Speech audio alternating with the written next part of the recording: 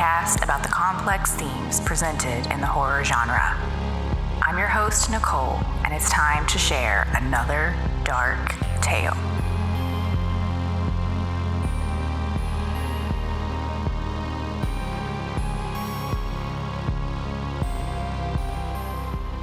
Hello, friends. I hope you're all doing well out there in the land of your home.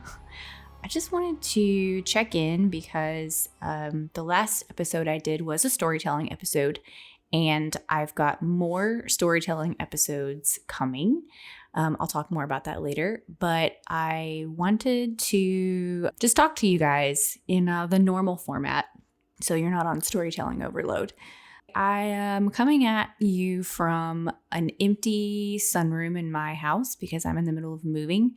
That's right. In the middle of all of this weirdness we're experiencing, I'm also packing up my life and moving halfway across the country, which is very bizarre. So most of our stuff went into a pod yesterday, and my husband and I are just sort of squatting in our mostly empty house for the next couple of days. And then we'll be driving about 1,000 miles to our new place and our new home. So if it's a little more echoey than usual, that's why. There's not one room in my house that has that's full of stuff. So I picked the room that still has the most curtains in it, and here we are. So my job is graphic design, and I actually haven't had a ton of time during this quarantine. My job is pretty much the same, but even so, I have been watching and reading a few things. I feel like just the nature of everyone being closed in, it makes you want to consume more art than usual because you can't go out and hang out with your friends. So you're stuck in your house and you're like, what room can I go in and either watch a movie or read a book or something so I'm not just in the same room with the same people all the time. So I've been reading a Japanese manga. I've never read any manga before, but I've been reading Uzumaki, which is the one about the town that's cursed by the spiral, which sounds very like, oh, I don't know, is that scary? It's so creepy. It's by an author called Junji Ito, and if you listen to my art and horror episode, you heard both Natalie and Sunny talk about him and how great his work is. And the whole thing was very unsettling, a lot of weird body horror. I would love to see it adapted as a series. I really, really enjoyed it. So Natalie, if you're listening, I will get your book back to you. Even though I won't see you before I move, I will mail it to you. So thank you for loaning that to me. Been watching a couple different TV shows. First of all, been watching True Detective Season 3. I love True Detective. It's one of my favorite TV shows of all time. I enjoyed all 3 seasons, even season 2. It's kind of an unpopular opinion, but season 3 is set in the Ozarks, which is where I'm from, basically. I've lived all over Arkansas, but that is actually where I'm moving to. I'm moving back to Northwest Arkansas. So I thought, if we're going to be bummed out about moving and not getting to say goodbye to our friends, let's jump back into True Detective and get excited about, where we're going. So we've watched a couple episodes of that and enjoying it as always. I've also watched a couple of movies. We watched Constantine. David and I both really enjoy that movie. It's not really horror. It's more, it's based on a graphic novel. It's more fantasy sci-fi, but anytime I can combine religious imagery and aspects with a little bit of a dark twist, that's always enjoyable. So watched that, loved it. And also got to watch Nightmare Cinema, finally, which was Mick Garris's anthology that was released a few months ago. And like most anthologies, it has its ups and downs. Overall, it was fairly solid. Some of the segments were just okay, but there was one segment in particular that was really a standout. And it was a black and white segment directed by David Slade called This Way to Egress. And the black and white made it really beautiful and cinematic. There was some really just grotesque effects. Just the vibe of it was very creepy, very well executed. And the fact that it was just a short little snippet of a story and you don't entirely know what's going on made it really strong. So I would encourage you to seek that out. I believe Nightmare Cinema is only on Shudder, which I'm sure a lot of you have Shudder. So check that out. And the last thing I've been watching is we like to put TV on when we're going to sleep just in the evening. And a lot of times we'll pick just kind of some whatever show that we can half pay attention to, or like if we fall asleep, it's fine. And we have been watching Ghost Adventures, which if you don't enjoy Ghost Adventures, like, I don't know what to tell you, because of course it's ridiculous, but like that's the fun. And if you don't find Zach Bagans like bro posture entertaining in a ghost hunting setting, like I said, I don't know what to tell you, but Ghost Adventures is a really good thing to just sort of like have on, and you tune into the really ridiculous parts and kind of tune everything else out. But it's very interesting. So that's a good one to be sort of binging right now. So if you're out there looking for extra content, which a lot of people are right now, like I said, I am still working pretty much the same. So I don't have a ton of extra time, but I have put some thought into what would be some good, not necessarily like pandemic and quarantine movies, but what would be some good like isolation movies? Because I do feel like we're all sort of cut off and we feel, isolated more than anything, which some people want to lean away from that. And it's like, well, we're in that situation. I don't want to wallow in it. But I personally am kind of like into it. I'm like, let's dive in and consume some media that we can like commiserate with.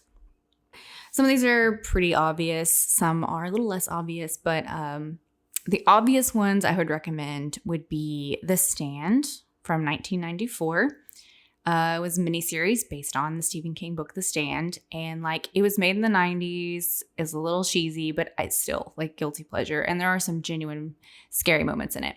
Plus, they're currently shooting a new version of The Stand, which hopefully will be out later this year. So do your homework. Go ahead and watch the 94 Stand and just go ahead and read Stephen King's The Stand while you're at it. It's a huge book, but you have time. And then you'll be ready for the new Stand when it comes out. The other obvious one is 28 Days Later, which is probably my favorite zombie movie. Zombie movies are not really my jam, but I really, really enjoy 28 Days Later. I have a couple creature features for you. The Thing, which is a classic. Most of you have probably seen it. You probably don't need an excuse to watch it again, but now you have one. A bunch of guys in the middle of Antarctica stuck together. Seems like tensions are already running a little high. And then, a shape-shifting creature shows up. So in that same vein, also Stephen King, The Mist.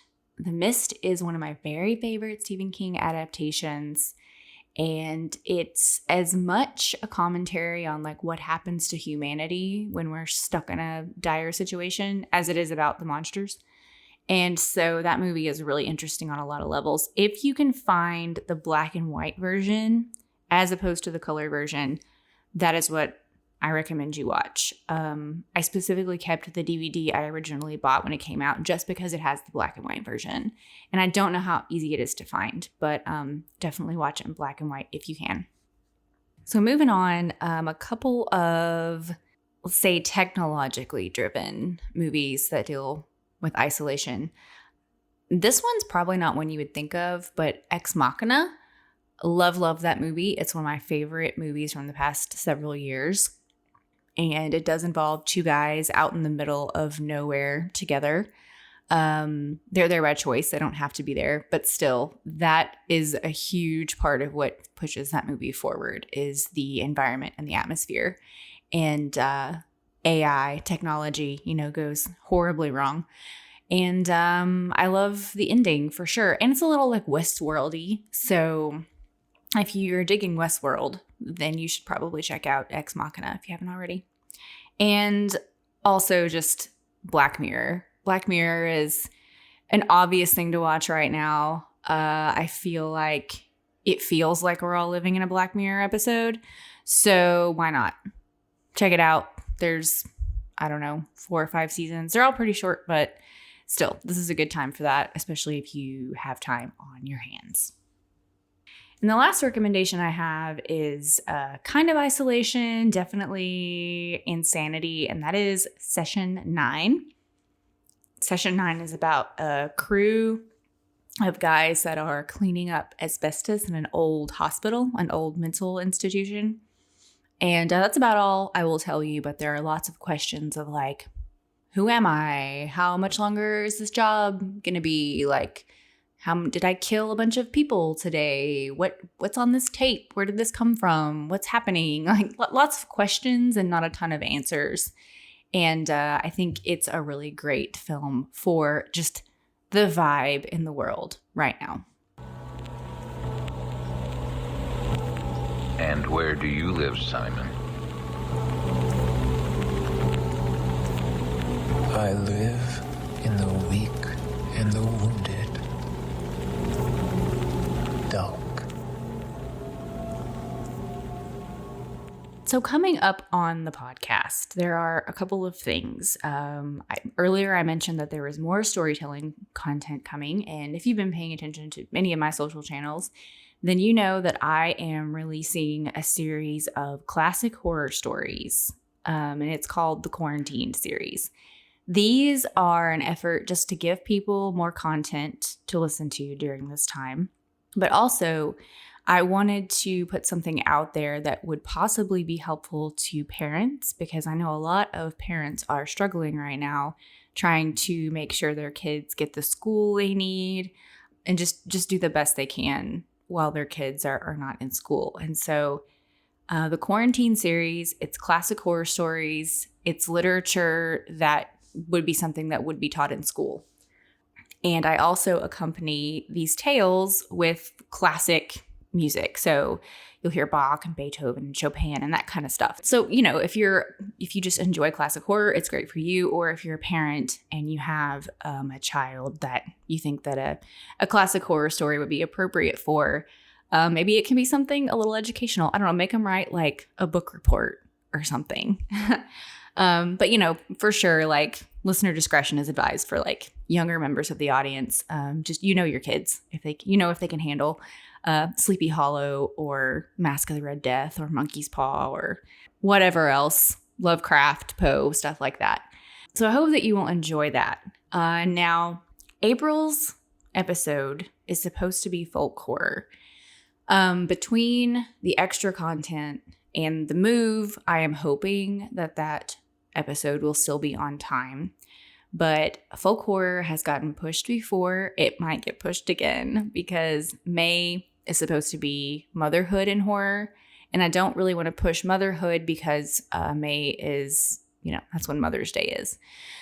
So, you know, folk horror might get pushed to June. I'm not sure. But I really am trying to get it out by the end of April. I'm also going to be guesting on Straight Chilling again in a few weeks. So that's another thing that's going to take just a little extra recording time for me. But I'm really excited about it. I'll share it when it comes out. It's an episode that I'm really stoked for. So anyhow, hope that you guys are all doing well. And I would love to know what you are watching, reading during this quarantine time. Are you like getting a jump on your Halloween costume? Like, what are the spooky things that are happening out there during quarantine time? So yeah, I hope you're all doing well, and I will check in soon.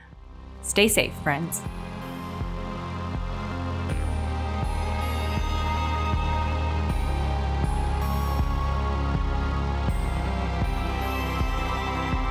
Thanks for tuning in.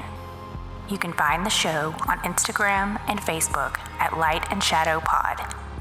Sign up to become a supporter on Patreon for early access to all episodes and more. Please rate, review, and subscribe to help other people find the show. Until next time, stay spooky.